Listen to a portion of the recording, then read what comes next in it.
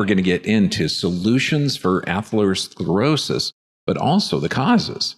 Now, according to the National Institute of Health, now I know they have a tough reputation after what's been going on the last few years.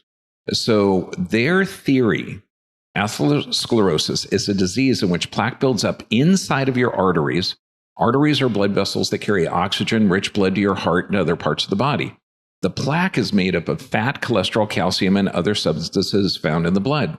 Over time, the plaque hardens and narrows the arteries. This limits the flow of oxygen-rich blood to the organs and other parts of your body.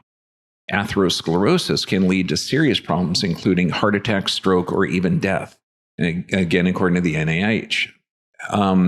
Atherosclerosis can affect any artery of the body, including arteries of the heart, brain, arms, legs, pelvis, kidneys. As a result, different diseases may develop on different arteries affected. And I know what you're thinking right now. Why doesn't it affect the veins? We'll get into that. Coronary artery disease, that would be atherosclerosis affecting the arteries that supply the heart. Carotid artery disease, this is arteries that affect the supply of blood to the brain. Peripheral artery disease, this is arteries that supply the arms, legs, pelvis. Please like this video and subscribe to my channel below and share this video with your friends and family. By spreading this vital health information, we can literally change healthcare and change our world. God bless you all. Now, let's look at the stages. And again, this is according to official, what's currently now. And remember, science is never settled. Science is always adapting and should be always questioning. So let's look at the healthy artery. Now, the different stages, fatty streak. Now, you'll notice that this is forming underneath the endothelial layer, underneath. So it's not in the flow of the blood. So first, you get the lipid formation of foam cells. Then you have a fibrofatty plaque, and this is more structures laid down by the body. And you can see even the smooth muscle, but again, it's underneath that endothelial layer. Now, if the damage to the artery still isn't corrected, then you get complicated plaque formation. You can have a clumping together of the cells or a thrombus, and then this can break free and cause serious damage. Now, when we look at the structure of an artery, arteries actually have a muscular layer that constrict and dilate. This is why when you're in a stress state, you have this automatic nervous system. Sympathetic keeps you alive under stress. Parasympathetic regenerates the tissue. It's also called rest, digest, and repair. Well, you're in a stress state. Blood supply from the gut, which is under parasympathetic control, those are compromised or literally closed down, and blood supply is funneled to the arms and legs so you can run away. So arteries have this muscular layer that's got to constrict and dilate, and they need arterial supply. So you have these tiny blood vessels called vasovasorums, which is the blood vessel of the blood vessel. And this is hugely important because anything that damages that artery, those little tiny arteries, weakens the wall of the blood vessels. And this is why it's forming underneath that endothelial layer. Now, that's important because that artery is going to constrict and dilate. Now, there's sensors in the arteries all the time that judge arterial damage. And I want you to own this, because if there's damage to the artery, then inflammation occurs. Inflammation is a healing process. But instead of just saying inflammation, inflammation, inflammation, know that you have to have some type of tissue damage. Now, this is one of the theories behind it. And I'm going to present some data that supports this. So anything that damages those arteries, and we're going to go through at the different things that will cause that arterial damage, the body has sensors.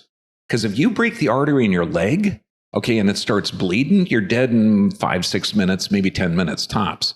If you break the artery in your abdomen, okay, you could be dead in 3-4 minutes, so even less. So these arteries are under terrific pressure. So the body is going to have these sensors. If that arterial wall damages, by gosh, the body's going to protect it, usually with calcium, fibrin, and cholesterol. Now, the current hypothesis of atherosclerosis is initiated by an inflammatory process in the endothelial cells of the vessel wall associated with retained LDL low-density lipoprotein particles. Now, there is only one type of cholesterol. There's several different types of cholesterol carriers. LDL, low-density lipoprotein, is one of them. Now, these LDL particles are oxidized by free radicals. Now, the free radicals, when you look at inflammation, it's a breakdown and buildup of tissue. Well, that process is so efficient and it breaks down even healthy tissue and can even create free radicals. This is why we always recommend antioxidants to deactivate those free radicals. But if those free radicals are not broken down, they can damage healthy cells. Now, the endothelial cells, and this is the one that's on the inner layer, respond by attracting monocytes or white blood cells.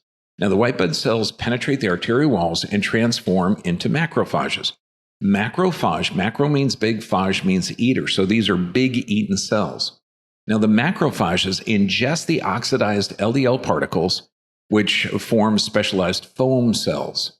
HDL particles, or high-density lipoprotein, are recruited to remove the used up cholesterol from the foam cells, or remove the fats. So if foam cells and HDL aren't able to process the oxidized LDL, an atheroma, oma means tumor, forms, or that's that bump. This is why doctors will say LDL bad, HDL is good. No, LDL is high in tissue damage. HDL means that the tissues repair so the body can bring that cholesterol back to the liver for storage. Now, again, the current hypothesis, the atheroma can grow and eventually rupture, leaving behind cellular membrane remnants, oxidized materials, and fats in the artery wall. This attracts more white blood cells, which causes the entire cycle to repeat. Again, that's a theory. This presence of plaque induces the muscle cells of the blood vessels to stretch, and the endothelial lining thickens and stiffens. Athero is the artery. Sclerosis means hardening. So there's a hardening of those arteries. And you can see induces the muscle cells of the blood vessels to stretch. So that means you have a compromised muscle that's stretching, weakening, because it means that there had to have been some kind of compromise, damage to the tissue. And this is the current theory. And this is out of the International Journal of Molecular Science. In 2021. So early microvascular dysfunction in the vasovasorums is a missing link in insulin resistance and atherosclerosis. So now it makes sense. So you got that muscle in the artery that constricts and dilates. If you compromise the blood supply that supplies that muscular wall, it's going to get weak and expand out. Then the body's going to protect it. Now, the arterial vasovasorums, blood vessels of the blood vessels, is a specialized microvasculature that provides critical perfusion required for health of the arterial wall. They play a central role in atherogenesis. This means, help of the blood vessels. You're regrowing them. Despite this, the impact of the cardiometabolic diseases, and this is going to be hypertension, metabolic syndrome, obesity, diabetes, pre-diabetes, which, when you're looking at type 2 diabetes, it's a blood toxicity. Insulin resistant, characteristic injuries of the microvascular and multiple tissues. Despite this, the impact of cardiometabolic disease on vasovasorum structures and functions has been little studied. Here we review the emerging information on the early impact of cardiac metabolic disease on the microvasculature in multiple tissues and consider the impact on atherosclerosis development and progression if the vasovasorum is similarly affected.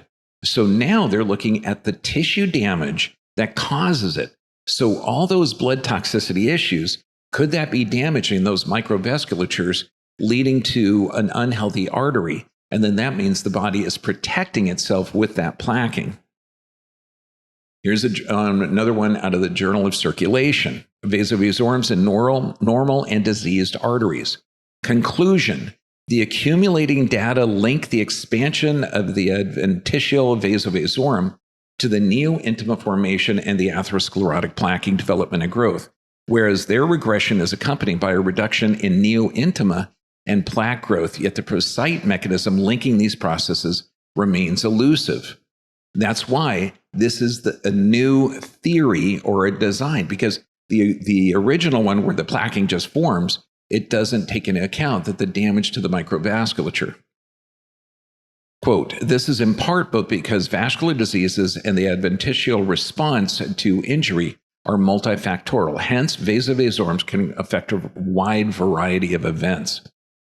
This emerging biology suggests that interventions aimed at regression of the vasovasorbs and restorations to its normal architecture will likely have a therapeutic effect and may potentially alter the natural history of diseases such as atherosclerosis and restenosis. So actually adjusting the cause of this. So let's go back into the current one, what LDL is. LDL, low-density lipoprotein, is a carrier protein whose job is to carry a chemical to every cell in the body. That chemical is cholesterol, that fat. This chemical is a critical component of all cell membranes, serves as a brain antioxidant, is the raw material from which your body manufactures vitamin D, cortisol, estrogen, progesterone, testosterone. This life-sustaining chemical is cholesterol. In fact, 80% of your total body's cholesterol is stored in the liver. Only 20% comes from the diet. Let's look at the difference between LDL and triglycerides. Increasing low-density lipoprotein cholesterol tend to be associated with a decreased frequency and severity of all MRI markers of cerebral small vessel disease in both studies. Increasing triglycerides, but not other lipid fractions, were associated with MRI markers of cerebral small vessel disease in older communities. So it's really not the LDL, it's the triglycerides or the blood toxicity, and that's out of the Journal of Neurology, 2014. Now, the researchers concluded that there was a strong correlation between threatening brain changes and the blood measurement of triglycerides. Higher levels of LDL were associated with less risk of brain changes. Why? Because what's that LDL do? It's literally there for tissue repair. So if you have a lot of tissue damage, you're going to have high LDL. Triglycerides reflect blood sugar and the amount of sugar and carbohydrates in diet, not the amount of fat a person consumes. Now, Dr. Ron Rosendahl, brilliant. Notice, please, I love this quote, that LDL and HDL are lipoproteins, fats combined with proteins. There is only one cholesterol. There is no such thing as good or bad cholesterol. Cholesterol is just cholesterol. It combines with other fats and proteins to be carried throughout the bloodstream, since fat and our watery blood don't mix very well. Fatty substances, therefore, must be shuttled to and from tissues and cells using these proteins. LDL and HDL are forms of the proteins and far from being just cholesterol. Now, again, Dr. Rosendahl goes on. In fact, we know there are many types of these fats and protein particles. LDL particles come in many sizes. Large LDL particles are not a problem. The so-called small, dense LDL particles can potentially be a problem because they can squeeze through the lining of the arteries if they're oxidized. Otherwise turning, known as turning rancid, and they can cause damage and inflammation. Again, damage first, inflammation second. Thus, you might say that there is good LDL and bad LDL. Also, some HDL particles are better than others. Knowing just your total cholesterol tells you very little. Even knowing your LDL and HDL levels will not tell you very much. So inflammation, own this, is a healing process. It's how your body works. Inflammation, when you get cut, this process of inflammation and healing, first, your blood vessels, and just if you get a cut or a scratch, the blood vessels instantly constrict to keep you from bleeding to death. And the blood becomes thicker so it can clot. Your immune system recognized, because histamines are going to be released from the tissue cell damage. And then this signals the immune system to send cells and chemicals to fight viruses, bacteria, and other bad guys that could infect the area. Cells multiply to repair the damage. Once the cut is healed, a protective scar may form because you might cut the same area again. So any scar tissue is usually thicker and stronger than the surrounding tissue. Now, instead of a scar, arteries develop a plaque. Exactly, because this is to protect it. After a plaque is formed, cholesterol comes in to replace any damaged cells. No cell in the body can form without cholesterol. If you have high levels of cholesterol, this is a sign your body is repairing damage somewhere in the system. Now, chronic inflammation is the problem. And again, this is Dr. Rosendahl.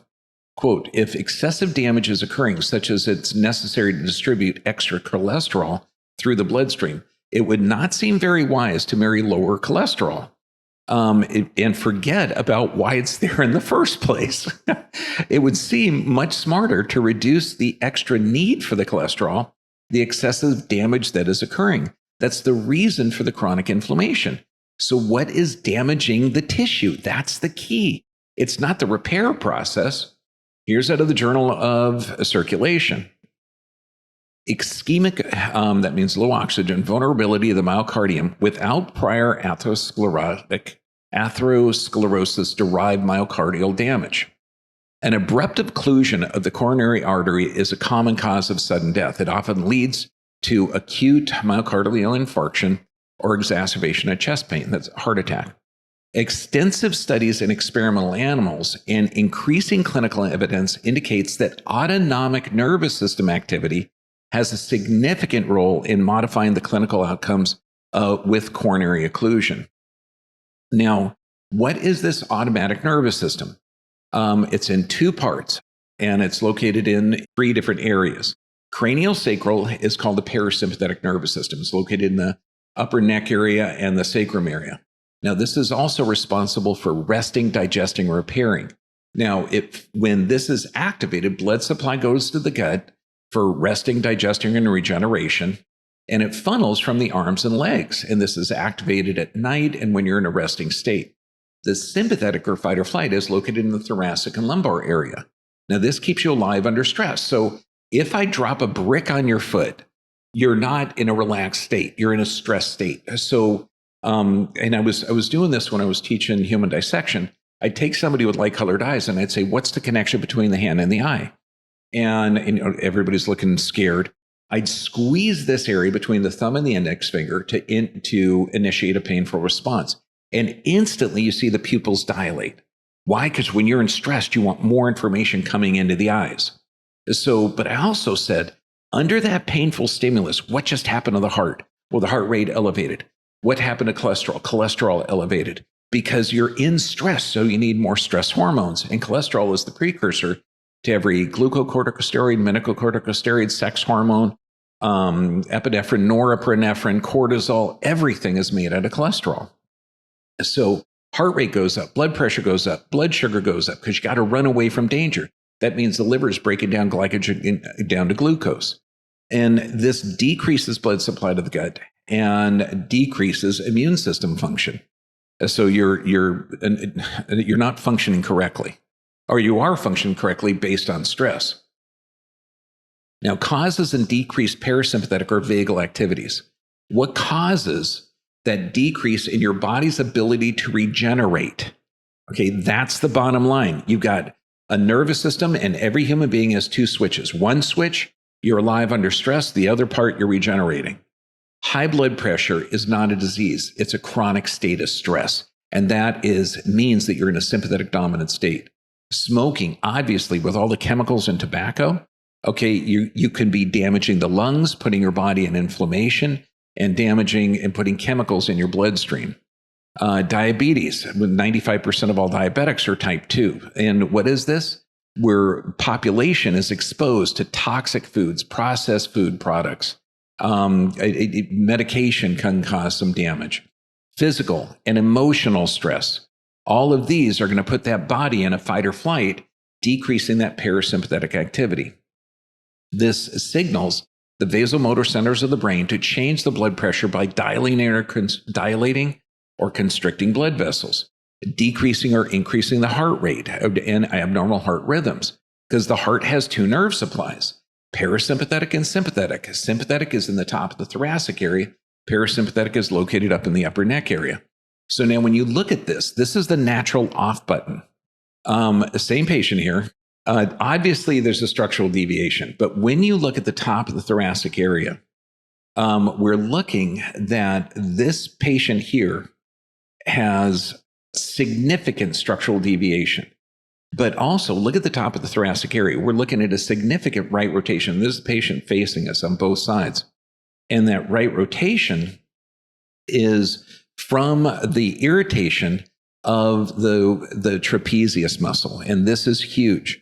when you look at this, the muscle, just like if you irritate the diaphragm on the left diaphragm is connected to the left trapezius muscle. This is why in heart attacks, that heart irritates the diaphragm and it increases the tone of the left trapezius, causing the left arm or left jaw, left heart, left shoulder pain. Well, what people forget is that the liver is on the right-hand side, and if you irritate that, that increases the tone of the right trapezius. And this is why gallbladder issues, liver issues can lead to chronic right shoulder tightness. Now, here's a theory that was brought up back in the 1997 in a study we were doing at Cleveland Chiropractic. Under physical, chemical, or emotional stress, and imagine if, you've heard stress kills, but this is the natural off button. Physical, chemical, emotional stress, that right shoulder tightens more and more and more and more. And eventually, that top 3 or 4 bones, the sympathetic nerve supply to the heart, it's pulled over so far that it fires a sympathetic charge into the heart, putting the heart in ventricular fibrillation, stopping the heart. So when we see a rotation, in this area, that's significant for possible cardiac arrhythmias and evidence of chronic stress. You take a second X-ray and see those joints decreased or changed in function, where they're more in a midline, where it's a more normal structural configuration. That means the person is under less physical stress, and you got physical, chemical, emotional stress.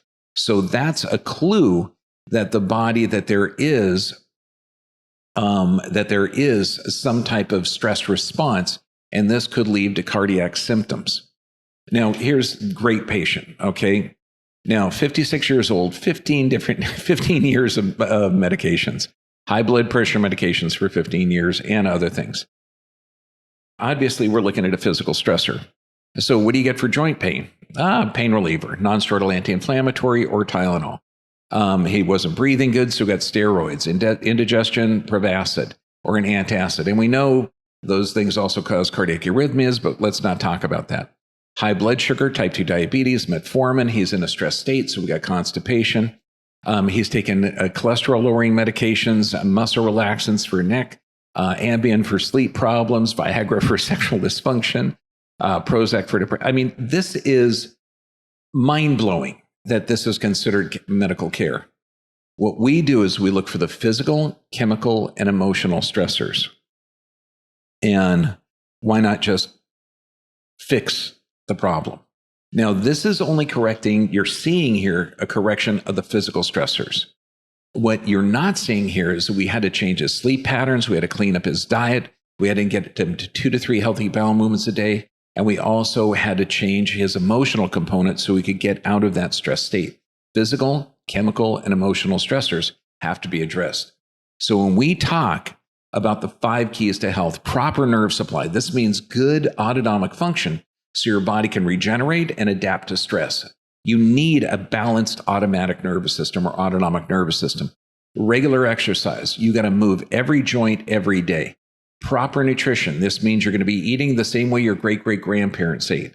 No processed, packaged, chemically laden foods.